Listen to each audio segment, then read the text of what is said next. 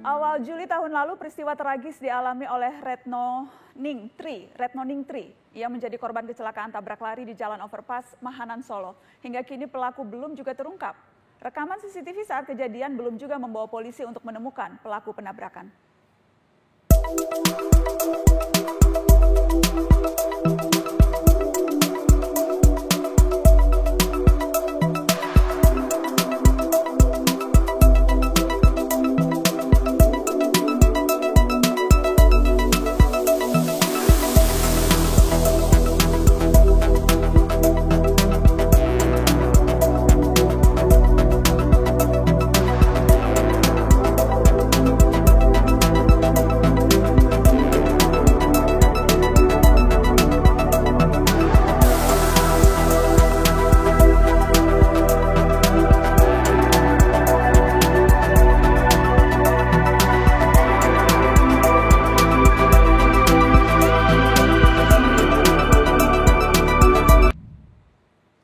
Sudah tersambung dari Solo, Martin Jilipele, suami Retno Ningtri, dan Arif Sahudi, pengacara kasus Retno Ningtri.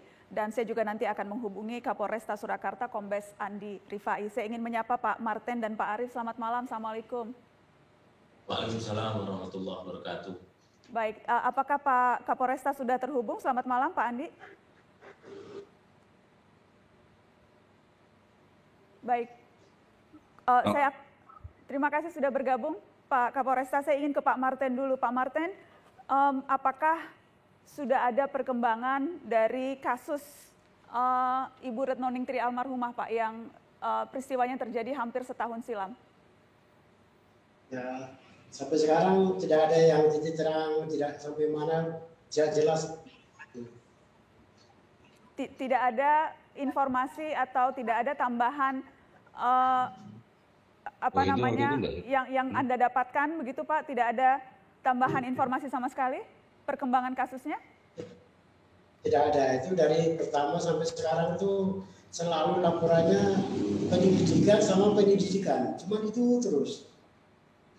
Oke, baik. Yang terakhir yang Bapak ketahui posisinya, jadi istri Bapak ketika kemudian akhirnya meninggal dunia, jadi betul-betul mobil dan plat nomor dan pelaku yang diduga melakukan itu sama sekali belum bisa terlacak. Itu yang Anda ketahui, Pak?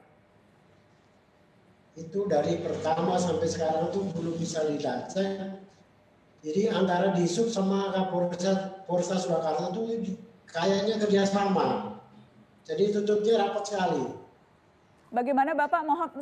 Maaf saya tidak begitu jelas. Bagaimana, bisa diulang?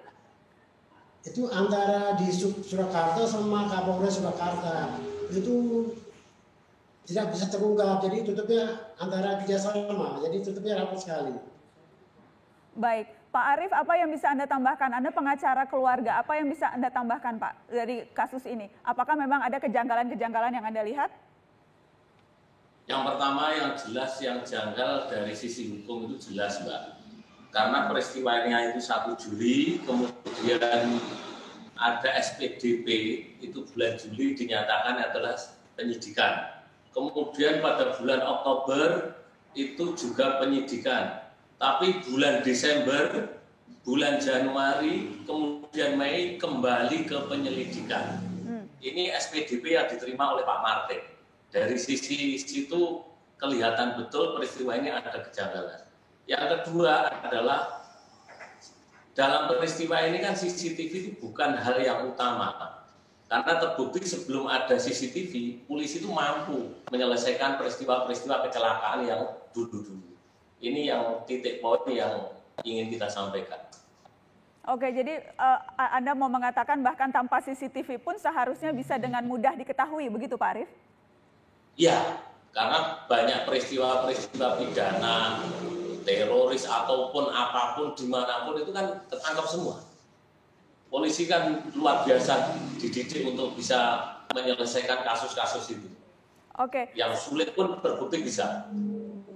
Oke, saya ingin mengkonfirmasi karena informasi ini saya dapat juga bahwa ke Pak Martin. Pak Martin, sempat ada proses negosiasi yang waktu itu Bapak sampaikan ke tim Mata Najwa. Saya ingin konfirmasi langsung. Jadi sempat ada upaya untuk negosiasi kasus ini dengan menawarkan sejumlah uang. Apa yang bisa Bapak ceritakan soal itu? Ya, udah pernah ditawari, katanya dari Satlantas Surakarta memberikan tali asi. Tali kasih. Tapi saya tolak. Oke, siapa itu Pak yang datang memberikan tali kasih itu siapa? Itu kanitnya yang sebelum sesudah Pak Bambang Subekti. Oke, Pak Kanit. Sesudah. Saya boleh tahu berapa banyak waktu itu yang tali kasih yang diberikan dan niatannya apa? Hanya untuk uang bela sungkawa sajakah atau adakah hal-hal lain yang disampaikan ketika uang itu diserahkan? Itu tulisan amplopnya itu tali asi dari Satlantas Surakarta. Bagaimana Bapak? Maaf saya tidak begitu jelas. Tulisannya dari tali asi dari Satlantas Surakarta. Oke, apakah ada ketika menyampaikan itu ada maksud dan tujuan supaya tidak ada hal-hal tertentu yang diharapkan dari Bapak tidak atau hanya uang sumbangan biasa? Ya kemungkinan mungkin ada maksud apa-apa juga itu mungkin. Apakah disampaikan jelas atau Bapak hanya menduga? Ya cuma menduga aja. Cuma menduga, baik. Jadi tapi jumlahnya lebih dari sekali ya Pak? Itu dari Satlantas Surakarta itu pertama. Rentalnya yang kedua dari Dirjen Lalu Lintas Jawa Tengah. Itu juga mau ke rumah tapi akhirnya dibatalkan. Oke, jadi total ada berapa kali upaya untuk menemui Bapak dan mengajak berbicara kasus, ada berapa kali? Rencananya 2 kali. Berapa Pak? 2 kali. Oke, baik. Kenapa Bapak menolak Pak?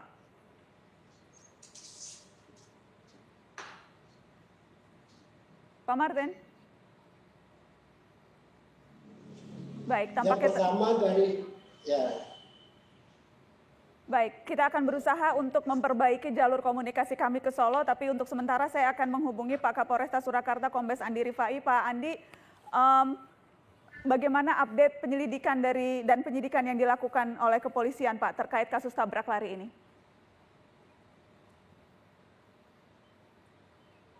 Baik, selamat malam Mbak Najwa. Jadi perlu kita sampaikan bahwa update terakhir dalam kasus tabrak lari ini sejauh ini masih dalam tahap penyelidikan. Perlu kami jelaskan di sini kronologisnya, mungkin masyarakat masih banyak yang belum tahu bagaimana kejadian yang terjadi pada saat itu. Ini kita kumpulkan berdasarkan dari keterangan saksi-saksi dan bukti-bukti yang ada di TKP. Jadi kejadian itu terjadi tanggal 1 Juli sekitar pukul 2.30 pagi, di mana pada saat itu anggota kami yang sedang melaksanakan piket mendapatkan telepon bahwa terjadi kecelakaan di overpass Manahan. Kemudian dari pemberitahuan itu, anggota kami yang melaksanakan piket yang ada di Mapolresta maupun yang ada di Satlantas kemudian menuju ke TKP. Pada saat setiba di TKP, anggota kami yang di situ melihat memang korban di situ dalam keadaan tergeletak dan dalam keadaan masih sadar, ya, masih bisa berkomunikasi. Kemudian dengan kendaraan sepeda motor yang digunakan, spakbor depan, kemudian tepeng motor sebelah kanan rusak. Sedangkan untuk lawan tabrakan atau mobil yang terlihat di CCTV itu sudah tidak ada di tempat. Kemudian dari situ kita melihat bahwa korban pada saat itu mengalami patah tulang. Maka dari itu anggota kami yang di situ kemudian berupaya untuk mencari ambulans karena memang tidak bisa dievakuasi menggunakan kendaraan biasa karena kondisi kaki patah tulang. Kemudian kita meminta tolong kepada Linmas yang ada di situ untuk mencari bantuan untuk mencarikan ambulans. Kemudian setelah itu kita mendapatkan bantuan dari salah satu rumah sakit yang ada di terdekat di situ. Kemudian beserta paramediknya. Kemudian korban kita bawa sebelum korban dievakuasi, korban sempat menyampaikan bahwa tolong dihubungi keluarga saya. Okay. Sambil menyerahkan nomor telepon, kemudian juga alamat rumahnya di situ. Kemudian kami menghubungi keluarganya, menyampaikan bahwa korban sekarang mengalami kecelakaan, kemudian akan dievakuasi ke rumah sakit. Baik. Kemudian setelah itu korban dibawa ke rumah sakit di situ, dan kami dari petugas melanjutkan untuk melaksanakan olah TKP di situ. Nah, di TKP di situ yang kita temukan itu hanya sepeda motor, kemudian juga ada pecahan bumper depan yang ada di dekat penarik mobil depan itu. Oke. Kemudian selain itu juga kita sudah mengumpulkan saksi-saksi untuk diminta keterangan, di mana keterangan saksi termasuk yang sepeda motor yang pada saat kecelakaan itu melintas di situ. Kita sudah menanyakan kepada saksi-saksi itu bahwa saksi itu hanya memang melihat kejadiannya, tetapi untuk melihat mobil secara detail tidak bisa, hanya mengetahui bahwa mobil itu jenisnya sedan, kemudian warnanya silver. Kemudian baik, Pak Andi, mohon maaf saya harus potong. Saya ingin tanya langsung to the point. CCTV yang dikumpulkan itu kan pastinya tidak hanya satu CCTV, tapi ada beberapa CCTV. Itu semua tidak bisa menjadi petunjuk, atau dari hasil itu olahannya belum ada yang bisa dijadikan bukti untuk mengarah ke dugaan pelaku tertentu? Jadi CCTV yang jelas merekam kejadian adalah CCTV yang punya dishub, Mbak.